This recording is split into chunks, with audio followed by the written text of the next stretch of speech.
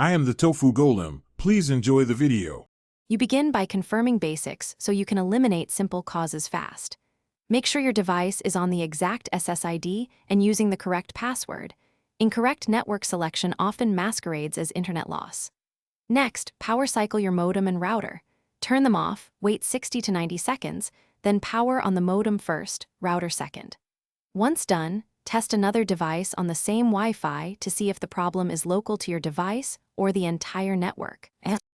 If the network still has no internet, dig into IP and DNS settings because misassigned addresses and DNS failures are common causes. Renew your DHCP lease or assign a brief static IP in the router subnet. This fixes address conflicts. Flush your DNS cache and temporarily use public DNS such as 1, 1, 1, 1 or 8, 8, 8, 8 to rule out name resolution issues.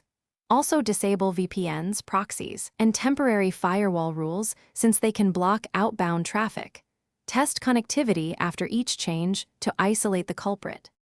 Finish by updating firmware and drivers because stale software often causes connection quirks. Apply updates and reboot. If problems persist, back up router settings and perform a factory reset, then restore minimal settings to avoid reintroducing the fault. If that still fails, gather modem/router logs, note outage start times, and contact your ISP. Provide those logs and results of your tests. One key troubleshooting tip: isolate with a wired Ethernet test. If Ethernet works but Wi-Fi fails, the issue is wireless configuration or hardware, not the ISP. Thanks for watching.